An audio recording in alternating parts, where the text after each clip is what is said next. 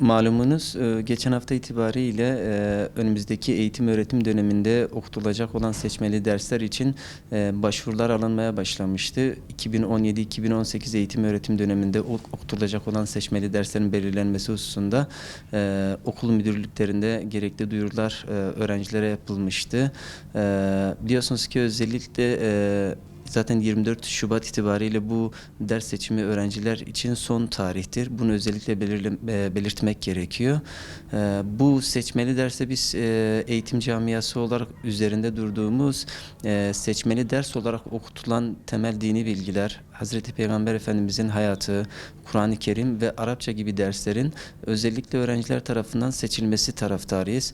Neticede milletin müfredatında okutulan din, kültür ve ahlak bilgisi dersi haftada 2 saat okutulan bu ders öğrencilerin özellikle manevi gelişimleri, dini bilgileri öğrenme açısından yetersiz olduğu kanaatindeyiz. Tabii ki arzumuz bu seçmeli derslerin az önce bahsettiğimiz gerek Kur'an-ı Kerim, gerek Arapça, gerek siyer, gerek temel dini bilgiler bunların müfredatta zorunlu dersler arasında olması taraftarıyız. Ne yazık ki eğitim müfredatında bunlar her yıl seçmeli dersler arasında serpiştiriliyor. Öğrencilerin tercihine bırakılıyor.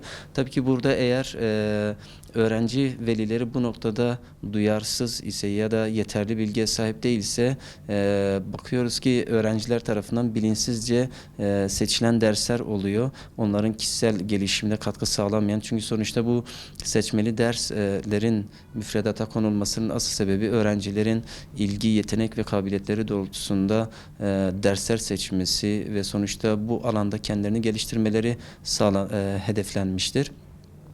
Bundan dolayı buradan tüm velilere 24 Şubat tarihi son olması hasebiyle özellikle ara sınıfta okuyan çocuklar 4, 5, 6, 7 ve lise düzeyi öğrenciler, bunlar için tavsiyemiz temel dini bilgiler, Hazreti Peygamber'in hayatı, Kur'an-ı Kerim ve siyer derslerinin seçilmesi, öğrenciler için seçilmesi tavsiye ediyoruz onlara.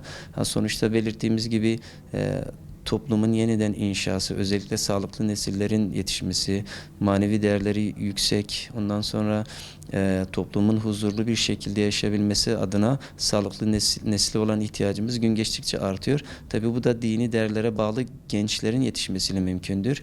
Bahsettiğimiz gibi okulda verilen din kültürü, ahlak bilgisi dersi yeterli değildir.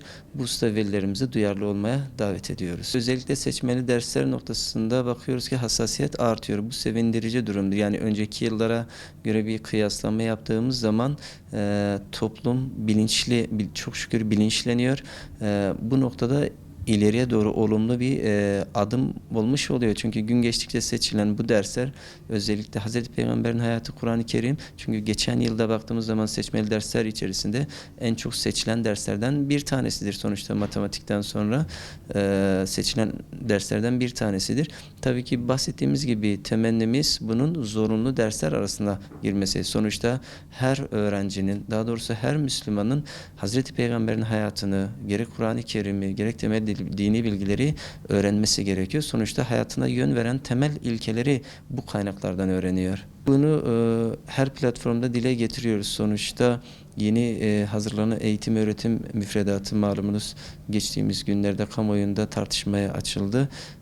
Biz imkan bulduğumuz tüm platformlarda bunu dile getirmeye çalışıyoruz. Eğitim öğretim müfredatının daha iyi bir şekilde düzenlenmesi, özellikle toplumun manevi değerleriyle örtüşüyor vaziyette hazırlanması gerekiyor. Hani bu noktada tavsiyemizde dile getirdik yetkili makamlara da. Bu özellikle din dersinin, özellikle siyerdir, Kur'an-ı Kerim'dir, Hazreti Peygamber'in hayatı, bu gibi derslerin zorunlu olması ile ilgili görüşümüzü ve kanaatimizi belirtmişiz.